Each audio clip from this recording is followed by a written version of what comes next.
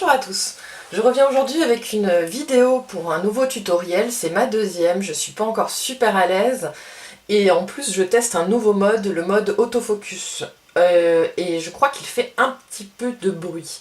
Donc j'espère que ce sera pas trop pourri, je vais faire en sorte de trouver le bon réglage. En tout cas aujourd'hui je reviens pour vous présenter un tutoriel pour faire une bougie surprise, une bougie avec un cadeau à l'intérieur. Tout ça à partir de fins de bougies. Donc les fins de bougies qu'on n'a pas réussi à faire brûler, il nous en reste toujours un peu au fond. Donc là on va les recycler pour en faire une nouvelle bougie dans un nouveau contenant. Moi j'ai choisi un petit pot qu'on voit ici, un petit pot type pot de cuisine. Voilà, que je trouve sympa, et à l'intérieur duquel je vais cacher donc un petit cadeau, une petite surprise. Ici, comme c'est pour la Saint-Valentin, je voudrais faire cacher ce petit cœur que j'ai réalisé en perles sur du fil de laiton tout simplement, et auquel j'ai accroché un petit strap pour pouvoir le suspendre partout.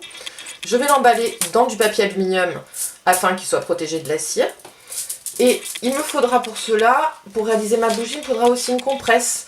Et je filtrerai avec la cire des bougies qui aura fondu. Il me faudra également des mèches à bougie, donc une mèche à bougie, celle-ci je les ai achetées chez Cultura. Et puis pour tenir la mèche à bougie dans le pot pendant que la cire prend, j'ai choisi d'utiliser deux petites baguettes. C'est des petites piques à brochettes. Voilà, pour le matériel c'est tout. Après on se retrouvera en cuisine pour faire fondre ces bougies, donc au bain-marie.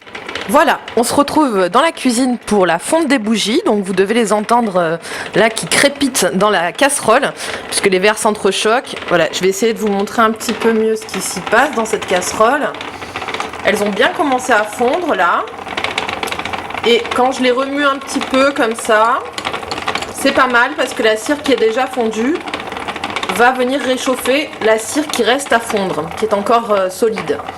Voilà, donc là je vais baisser un petit peu le feu puisqu'elles sont presque fondues.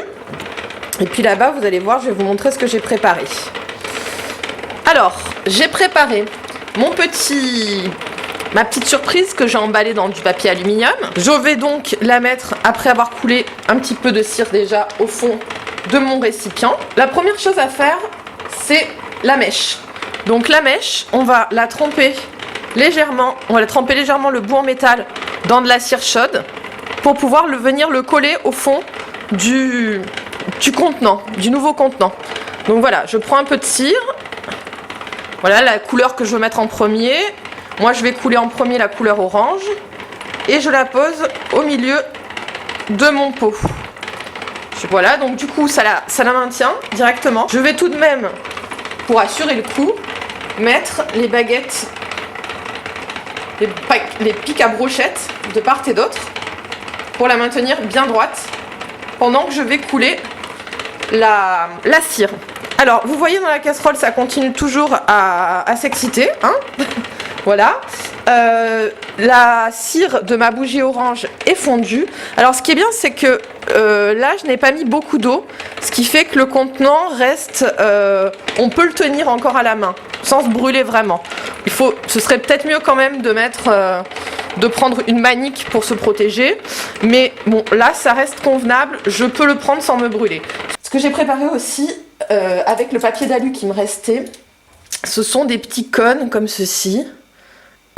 Pour venir couler la cire dans la bougie. Donc en fait ça va me servir d'entonnoir. Voilà, et à l'intérieur je les ai tapissés avec ma gaze pour filtrer les particules de mèche de bougie. Alors c'est parti, on va couler la première cire.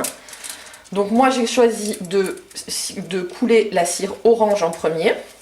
Donc je vais prendre mon pot en essayant de ne pas me brûler les doigts, mais ça reste chaud, mais encore très convenable.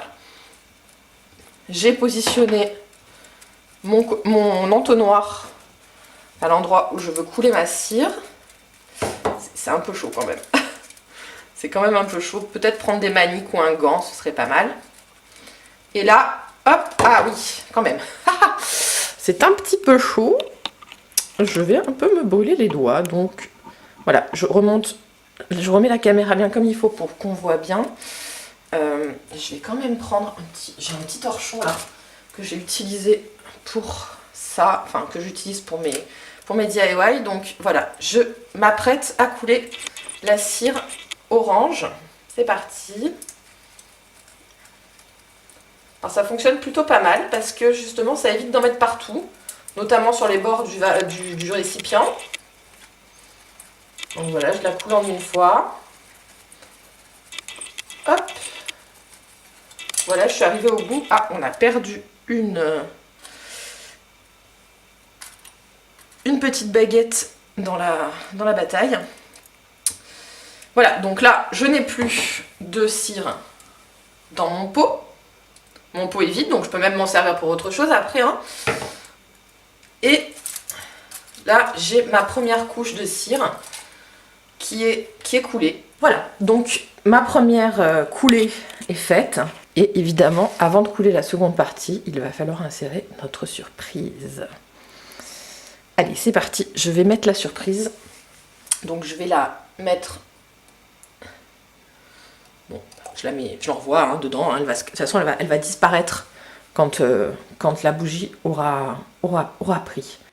Voilà, je suis prête à couler ma deuxième cire de bougie qui est fondue ici dans la casserole. Je la laisse au chaud en attendant. Et dans mon petit pot, on peut voir que ça y est, la cire s'est déjà durcie. Elle est bien prête, elle a bien recouvert la petite surprise. Elle est prête à accueillir l'autre couleur. Donc, n'attendons plus, allons-y. Alors, par mesure de précaution, pour pas me rater, j'ai fabriqué un deuxième cône avec du papier aluminium, un deuxième entonnoir de fortune avec également de la gaze à l'intérieur. Donc, je prends le propre. Je ne vais pas réutiliser celui que j'ai utilisé précédemment. Et puis, ben voilà, on y va, quoi. C'est parti. Donc, je vais insérer mon cône, mon entonnoir sur le côté. Je vais aller prendre ma bougie qui est bien chaude. Là, il y a beaucoup plus de liquide que dans la première, beaucoup plus de cire que dans la première.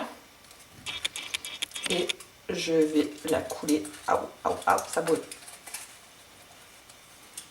Oh, parce que comme c'est chaud, peut vite être amené à se brûler et à en mettre un peu à côté comme je viens de le faire.